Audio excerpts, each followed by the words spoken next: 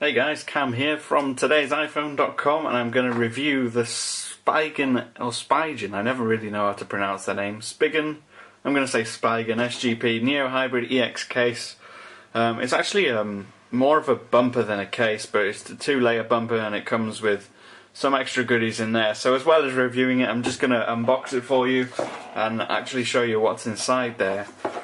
And hopefully I can actually get into the packaging. I think I've got that open now. Let me just check, make sure there's not an extra piece of tape hidden somewhere. See, I thought I'd got that one. Never mind. So in here we have obviously the case slash bumper. Put that to one side for just a second. And inside here, all the extra goodies I was talking about. There's obviously a product catalogue in case you're thinking of buying other accessories from elsewhere. They just wanted to make sure that you knew they do other stuff too. And in here we have a set of protective films. It's pretty thick from what it says on here. It's the Ultra Crystal screen protector. They normally sell those individually, so it's quite nice that they include it in the package. Now the actual case itself, the whole package costs $31.99 US. And not only does it come with the screen protector, but you've got these film protectors that will protect the back of your iPhone, just in case you're worried about that aluminium on the back getting scratched. And you have little protective films for the glass parts as well. So there's two of those. And perhaps more notably, something that I'm seeing more often than not these days, more regularly these days. Let's have a look. Get my camera to focus on there. Or not. There we go. Home button covers. I'm not a big fan of them. I think they tarnish the experience, but sometimes you need them if it's a particularly thick screen protector like this one is. So I'm just going to apply everything here and then I'll come back to you with a review in 2 seconds, but you won't see those 2 seconds because I'm just going to cut and dissolve straight to it right now.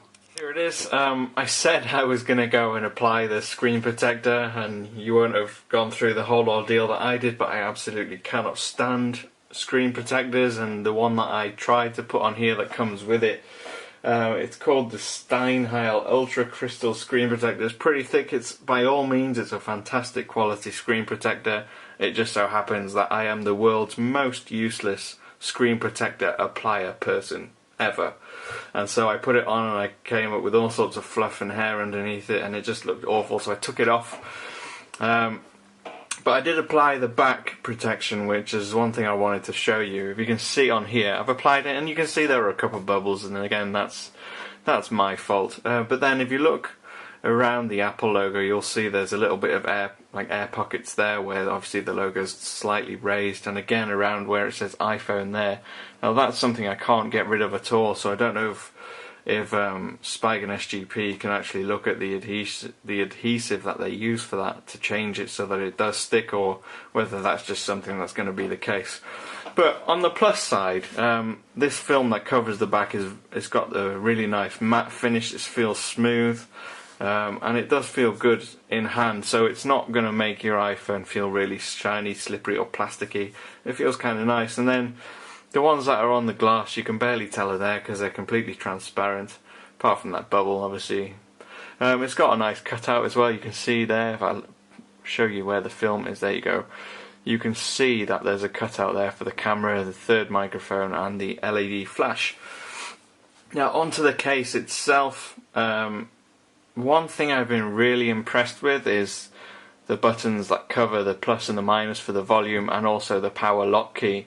It's a thick-ish rubber, but it's got a nice feedback to it. You press it and it doesn't feel like you're pressing something with a lot of resistance, and also it's not too easy and too flimsy either. It feels like a solid button, as do the volume keys.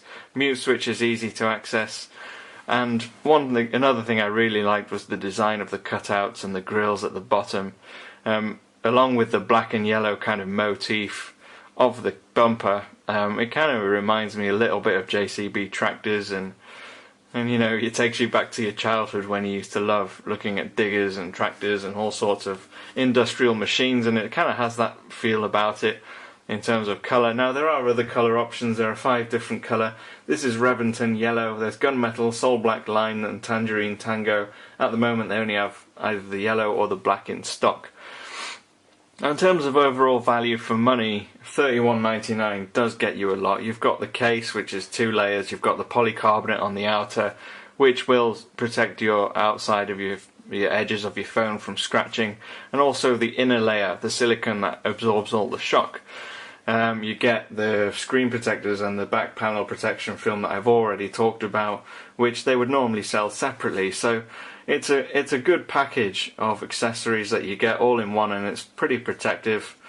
Now, in terms of quality of case making, Spigen for me have always had a bit of a hit and miss record. Some of their cases and screen protectors I really love, and others I cannot stand. And this one's okay. It's not one that I love. It's not one that I particularly hate either.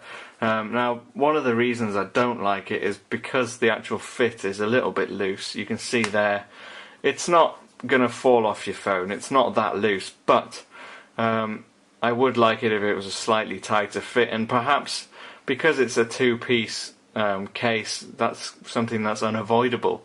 But then I would suggest possibly making it not 2 pieces. Make it 1 piece like the original Apple bumper, which fit really well, had a really nice feel to it. But all in all, it's not bad. If you want a decent bumper, obviously Apple aren't creating one, so you're going to have to find someone else that does. This one's not a bad option, and for $32 you certainly get a lot for your money. So all in all, not bad. I'd say 7 out of 10 overall for this one. If you want to ask me any questions about this case or any others that I've reviewed, feel free. I'm on Twitter @TIP_cam, and I will see you again soon.